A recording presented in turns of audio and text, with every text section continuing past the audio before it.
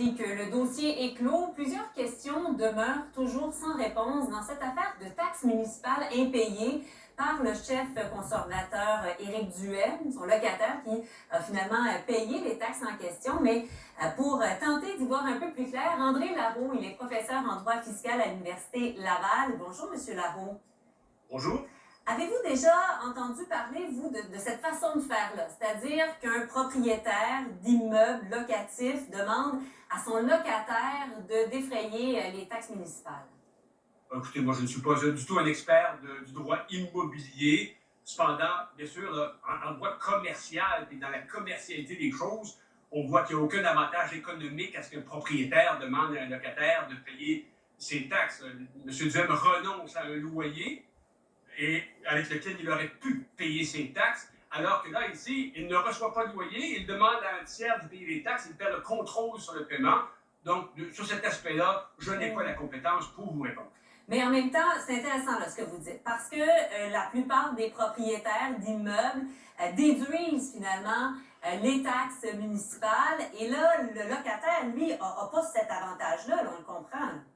Ah ben là, sur cet aspect de la fiscalité, là, je suis plus en mesure de vous répondre, et tout ce que je vais vous dire, bien sûr, comme au cinéma, toute ressemblance avec M. Duhem pourrait n'être que pure fiction, vous comprenez? Oui. Donc, oui, donc le propriétaire est en droit, tout à fait le droit, de déduire les taxes municipales qu'il ou qu'elle paie. Mais encore faut-il les payer. Alors, la difficulté en matière fiscale, bien sûr, c'est au niveau de la vérification. Si Revenu Québec était pour vérifier un jour les loyers reçus par M. Duhem, alors imaginons que le locataire, bien sûr, a payé des taxes pour M. Duhem, et il n'y a pas d'entrée de loyer. Il devrait y avoir, bien sûr, néanmoins, inclusion par M. Duhem du montant que le locataire a payé pour les taxes. Alors, si c'est 12 000 M. Duhem, même en absence de loyer, devrait quand même inclure le 12 000.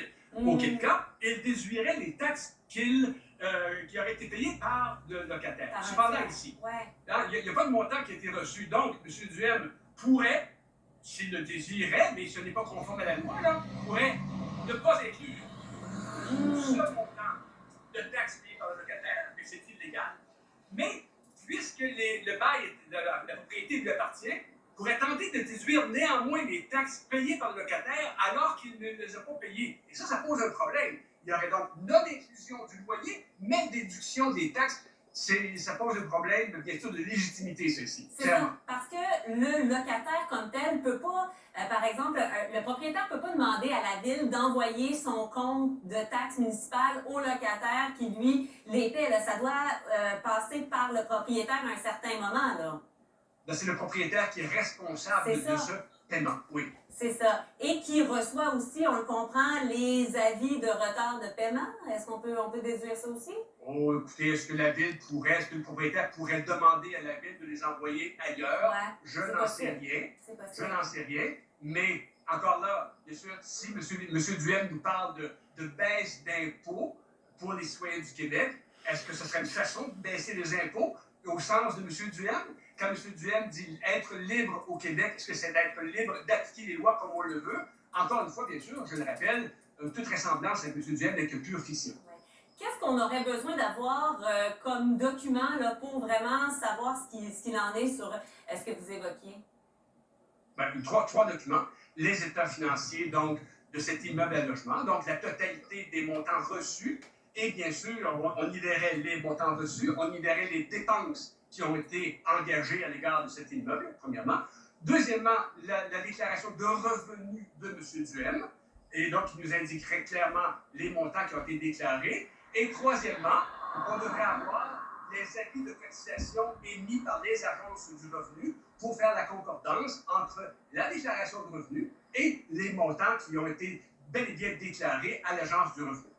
Dans le journal, je ne veux pas vous prendre par surprise, on l'apprend en ce moment, il y a une dizaine de minutes, autre article qui dit « Éric Duhem traîné en cours pour des taxes scolaires impayées également ».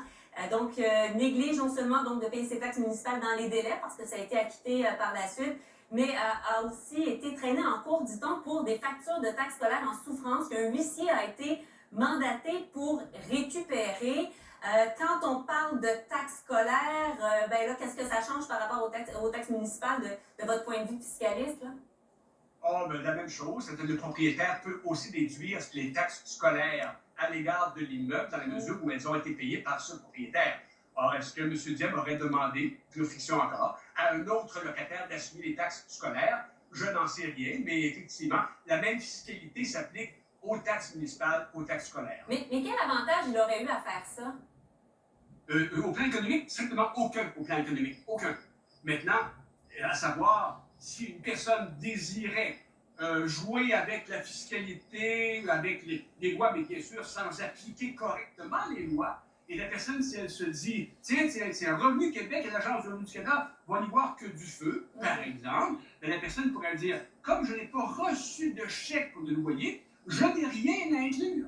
Et le locataire qui fait le paiement des taxes les fait souvent par virement bancaire. La municipalité reçoit le paiement de taxes et la municipalité peut même donner à M. Duhem un reçu pour paiement de taxes parce qu'elles ont été payées. Alors, M. Duhem, donc, a un reçu pour paiement de taxes. M. Duhem déduit les taxes qui ont été payées par le locataire. Mais encore une fois, bien sûr, pure spéculation. Oui, absolument. Alors qu'il y a quand même pas mal de questions qui demeurent en suspens et avec ce nouveau chapitre, j'ai l'impression qu'on n'a pas fini d'en parler. Merci beaucoup d'avoir été avec nous.